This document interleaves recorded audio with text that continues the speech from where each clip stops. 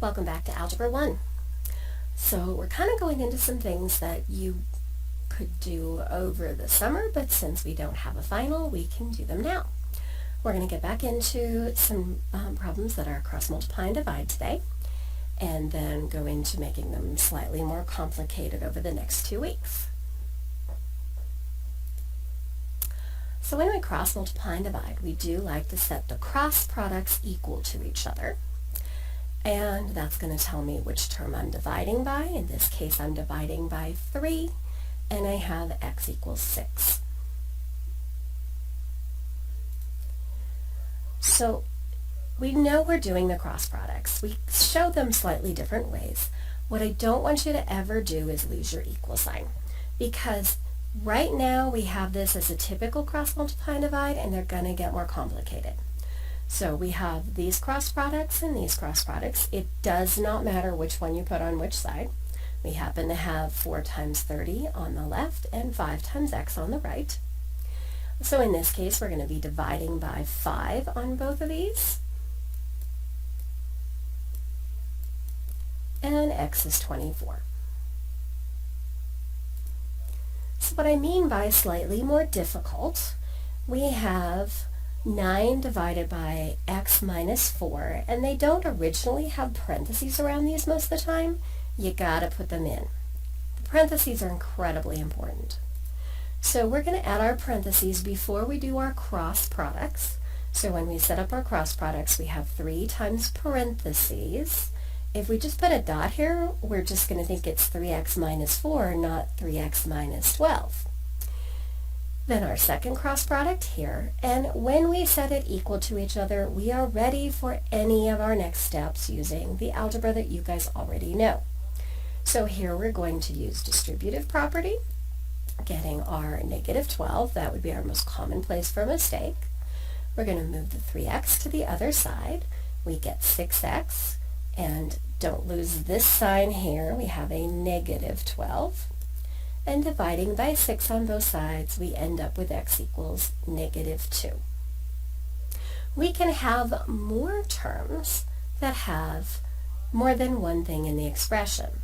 So in this case, we have x plus 1 and x minus 3. For both of those, we're going to put parentheses around those. And I do like to put the number that I'm multiplying by in front. So we have 3 in front of the x plus 1. That one we're going to distribute here. Then we have 5 in front of x minus 3, and we distribute there with a negative 15. And then once we look at this particular problem here, we know we're going to move the x's in one direction, and we can actually move more than one term at the same time. So since I'm moving the negative 3x to the other side here, I'm going to move whatever the constant term is to the other side. So this is 2 steps done in once. We simplify these, noticing that both of these will cancel. And then we're going to divide by 2, and x equals 9.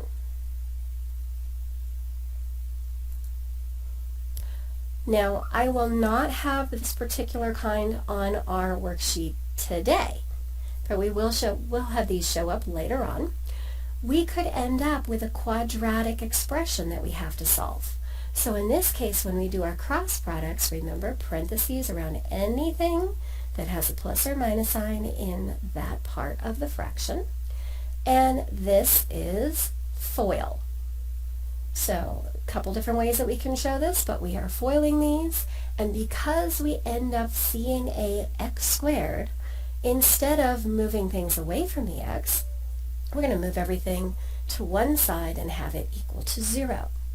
Then we're going to look at, well, our favorite way to solve quadratic functions is to try to factor it. And we're looking for factors of negative 13 that add to give us positive 12. That is going to be positive 13 and negative 1. So for that, we set each of those equal to 0. I'm going to actually scroll down. So we have x plus 13 equals 0. So x equals negative 13, and x minus 1 equals 0, so x equals positive 1. So when we have a quadratic formula, we can have two completely different solutions to our original problem. So today's assignment is going to be cross multiply. Please practice having them as equal signs so that you are ready to do the next step as needed. Homework is on Google Classroom, and have a good day.